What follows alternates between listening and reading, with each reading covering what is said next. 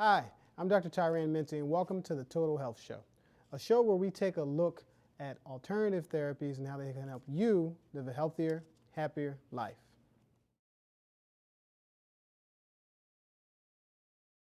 Alternative therapies are those therapies which at one time were the main therapies that people were using, but sort of got pushed aside because of mainstream pharmaceuticals and the profession of medicine. But these were the main therapies that people used. Some call them folk remedies. Some people call them home remedies. There were solutions that people came up with to help themselves when they had no other help.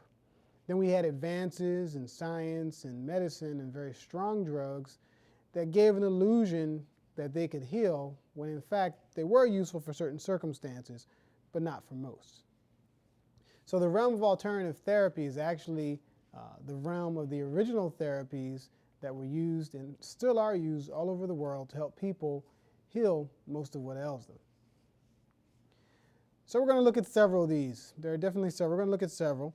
And keep in mind that even though these studies aren't necessarily tested like a drug or some new sort of surgical procedure, that many of these therapies have stood the test of time. Alternative therapies include, just to name only a few, chiropractic, which is the largest form and a very good and important one, herbal medicine, massage, megavitamins, self-healing groups, folk remedies, energy healing, homeopathy, color therapy, sound therapy, touch therapy. There are a number of these therapies, and they all involve stimulating the body's natural ability to heal itself. Each and every person on this planet has a natural ability to heal their own body. We're all born with it. No doctor heals anybody, and the alternative therapies work by stimulating the body to heal itself, which it has a natural ability to do. The truth about alternative therapies is that the public currently has sort of a warped perspective of what they are, but we are seeing some incredible changes, some incredible trends, and the public is looking for drug-free ways to heal and be healed. If you haven't consulted an alternative practitioner yet, you're really missing the boat. It's a fantastic opportunity for you to learn about other ways to heal your body and other methods that are out there that are just fantastic for allowing the body to do its own thing. And it's going to address many of the ills that we talk about in this show. It's incredible that if most people really knew what was available to them, they would be shocked and saddened that they hadn't taken advantage of it. So let's talk about Wilk versus the AMA. Why does the public have a view of alternative therapies?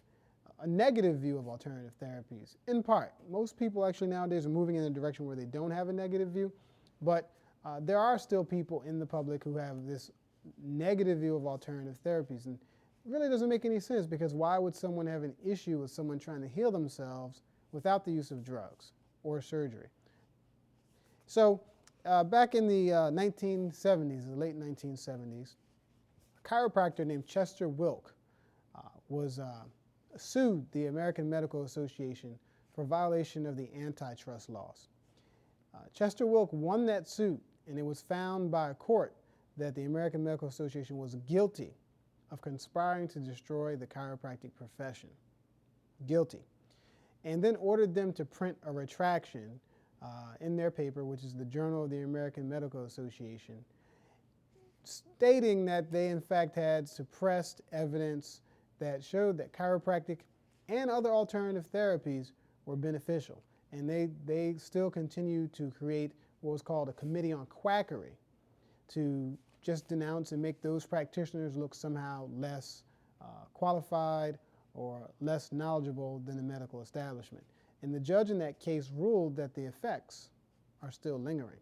And this is one of the reasons why a lot of people who haven't experienced it but who have grown up in that 50-plus year span have a sort of a questionable view, and in some cases a negative view of alternative therapies. Understand, this whole campaign orchestrated by the American Medical Association was started actually in the 1920s when Morris Fishbein was the sole shareholder in the American Medical Association. And at that time, they worked very hard to make sure that anything that wasn't under the medical monopoly was tarnished and propagandized against in a big way. And they did it very well. And a district court judge, Susan Gatzendamer, ruled that the AMA had engaged in the lengthy, systematic, successful, and unlawful boycott designed to restrict cooperation between medical doctors and chiropractors in order to eliminate the profession of chiropractic as a competitor in the U.S. healthcare system. Although the case was started in the late 70s, that ruling was made in 1987. And Dr. Eisenberg's study really talks to what people want, and it's very interesting to note. I wonder where we'd be today if this Committee on Quackery didn't exist. But it's very interesting to note that Dr. Eisenberg's study cites that there is an incredible resurgence of alternative healthcare and interest in alternative healthcare. And we now understand why it is that Americans lost interest for a few years in alternative therapies, because they didn't think there was any benefit. They didn't think they worked. And the reality is that was completely created by this whole campaign.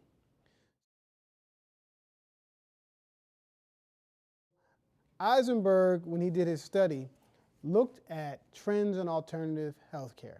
And he started back in the late 90s. And what he identified was that there were several types of alternative therapies, and people were going to these alternative therapists, you know, in a relatively decent proportions. But he waited a few years and then he studied it again. Now, those alternative therapies, again, were chiropractic, acupuncture, alternative healthcare types of things like herbal remedies and massage.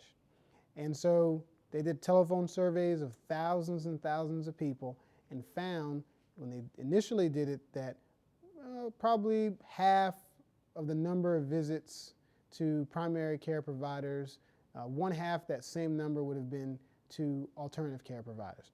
They waited 4 years. They went back and redid the study. And at that time, they found 4 years later that more people were going to alternative healthcare providers than they were primary care providers. And when that happened, medical schools in the United States started teaching alternative therapy classes. They waited for another year or two and did the study again. And this time, it was even more shocking.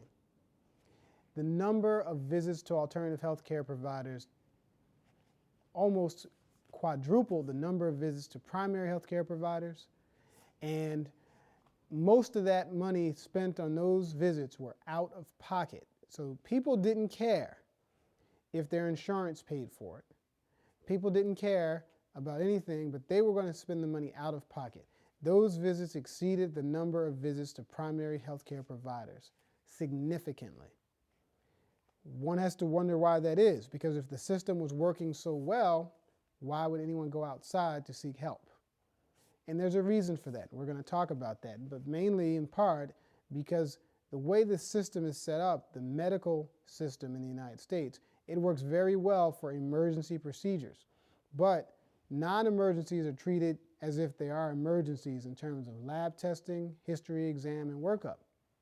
Alternative providers tend to work with things before they become sort of a smoking gun kind of problem. And as a result, they tend to help people where they haven't gotten any help, because mainstream medicine seeks to treat a disease. It does not seek to fix a problem until it becomes a disease.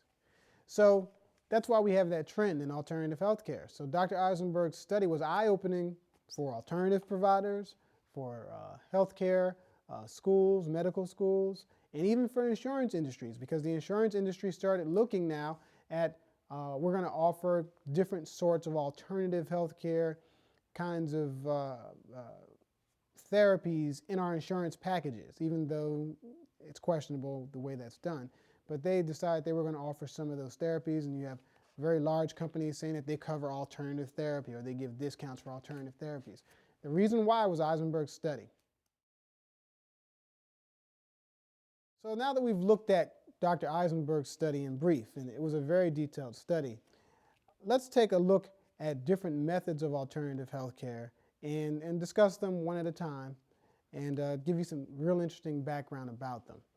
In 1895, and this was the same year that X-ray was discovered, two men got together. One man's name was D.D. Palmer.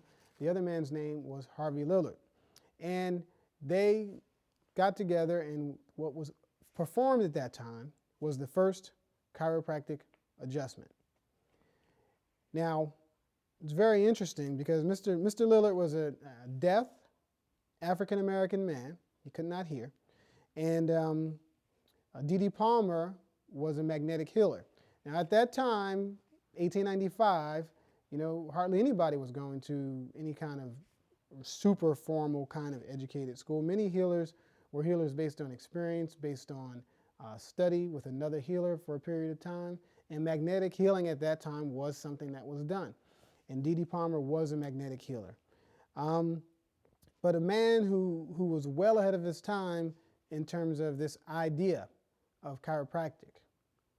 So Mr. Palmer, on speaking to Mr. Lillard, who could not hear, was told that he had gotten injury in maybe this part of the back, and when he got that injury, he couldn't hear. He didn't necessarily have pain in the back, because many people think chiropractic is good for just back pain. He didn't have pain, but he said that something went out in his back, and so curiously, Mr. Palmer said, okay, let's examine it. And then he pushed it, and he got a crack. And then when he got a crack, Mr. Lillard got up off the table, and back then they didn't have cars, they had trolleys, and he said, is that the trolley out here in the street? And that was pretty much the shot heard around the world for chiropractic. That was the start of chiropractic, and it was basically the founding of the profession was done on an African-American man, and it's done with the hand, Mr. Palmer's hand, and the result was someone was cured of deafness. So naturally, at that time, Mr. Palmer thought that he had found a cure for deafness. So people came from miles around to try to get treated for deafness, and it didn't work.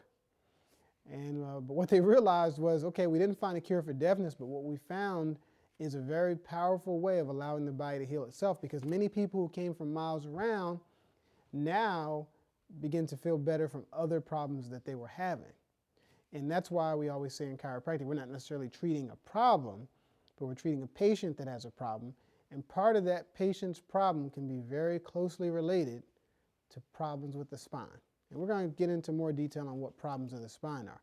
But that's the introduction to chiropractic.